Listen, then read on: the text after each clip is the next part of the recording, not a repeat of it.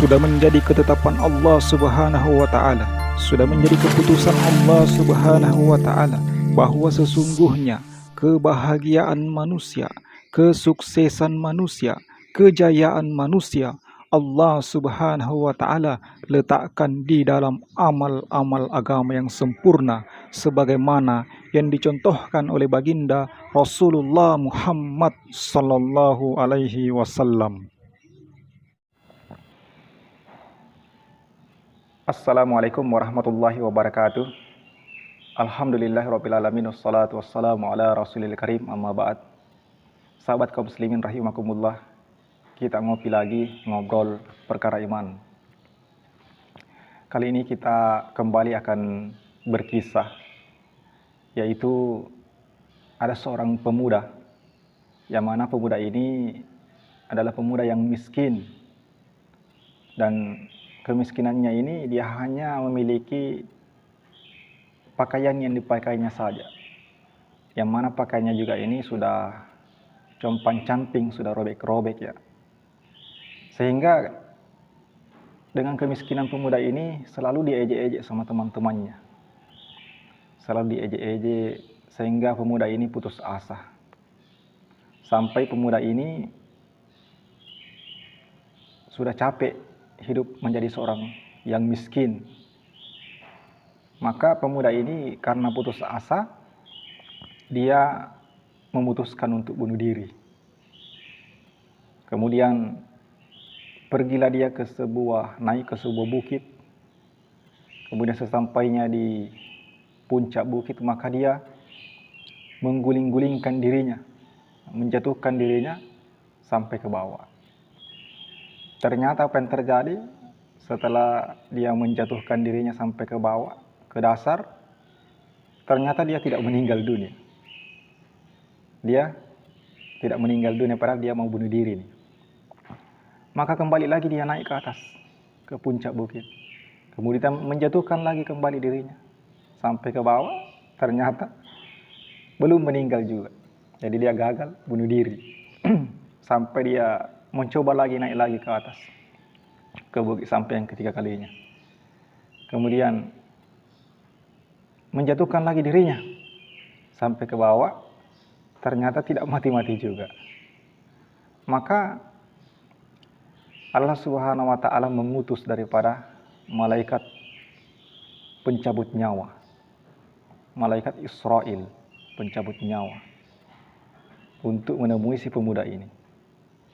Maka ditemuilah pemuda ini sama malaikat pencabut nyawa. Maka pemuda ini bertanya, "Siapa engkau?" Maka malaikat pencabut nyawa ini menjawab, dia menyamar sebagai manusia. "Saya ini malaikat pencabut nyawa," kata malaikat Israel. Allah Subhanahu wa taala mengutus saya untuk memberitahukan kepadamu bahwa ajalmu ini belum tiba. Kamu ini belum ditakdirkan meninggal dunia. Jadi walaupun kamu naik berapa kali ke gunung untuk menjatuhkan dirimu untuk bunuh diri, Allah belum menetapkan bahwa kamu belum saatnya meninggal dunia. Jadi percuma. Malaikat pencabut nyawa ini bertanya, "Mengapa engkau ingin bunuh diri?" Maka si pemuda ini menjawab, "Aku ini sudah capek hidup miskin, selalu diejek sama teman-teman. Saya ini sudah bosan hidup di dunia ini, hidup miskin, tak punya apa-apa." Maka si malaikat pencabut nyawa ini memberikan sebuah doa.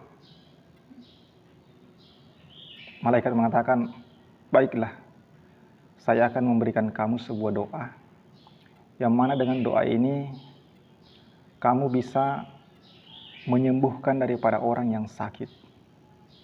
Jadi kamu pergi mengobati siapapun yang sakit, maka insya Allah ketika kamu menggunakan doa ini, maka kamu akan diberikan orang yang kamu doakan ini akan sembuh.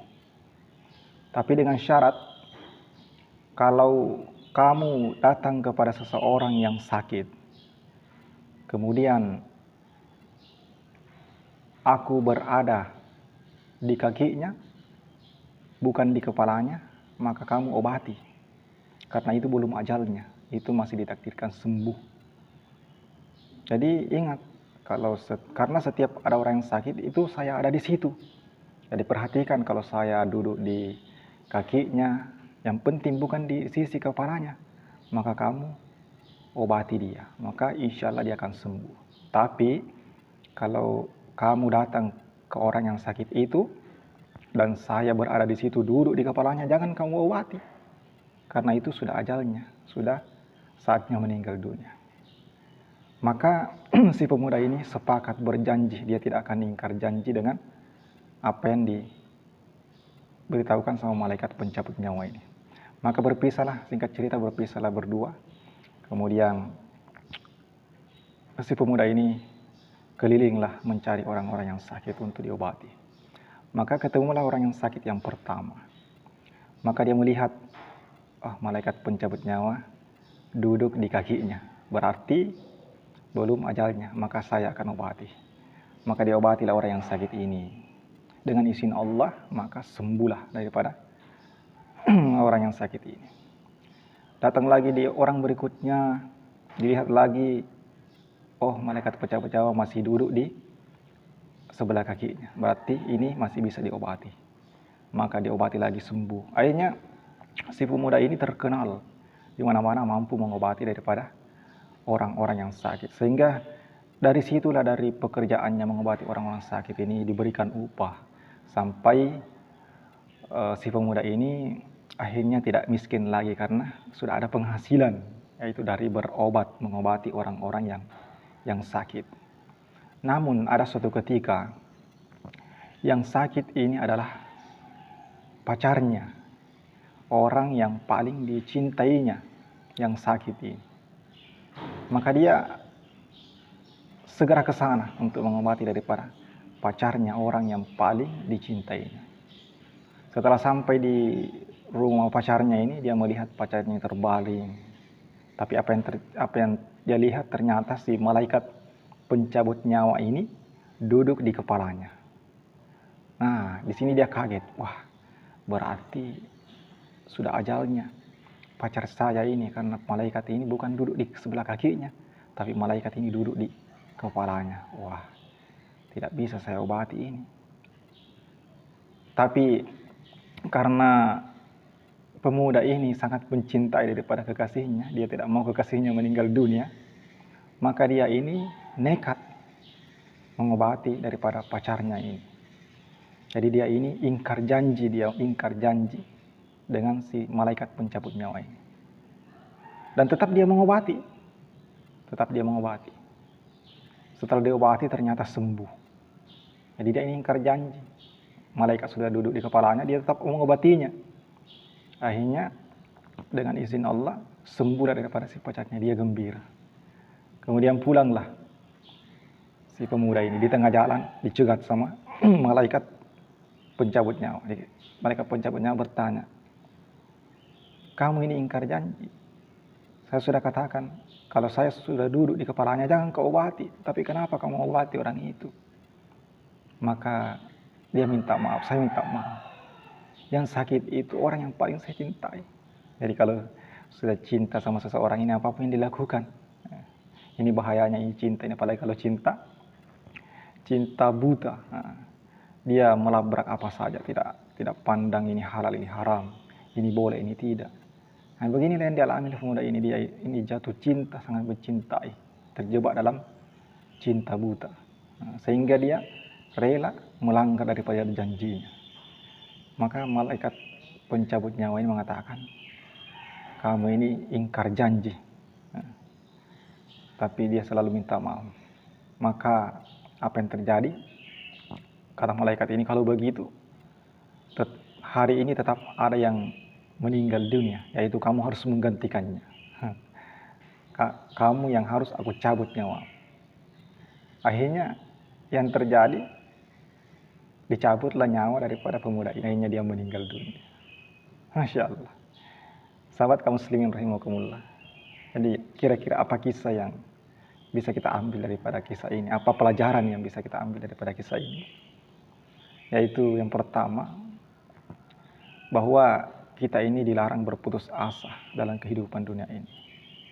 Karena Allah Subhanahu wa taala pasti dan pasti akan menolong kita apapun yang terjadi dalam kehidupan ini. Allah Subhanahu wa taala Ar-Rahman Ar-Rahim, Maha Pengasih dan Maha Penyayang.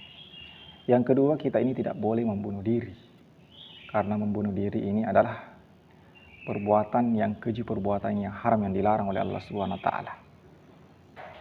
Kemudian jangan kita ingkar janji kepada siapapun, karena ingkar janji ini adalah perbuatan yang dilarang juga dalam agama kita.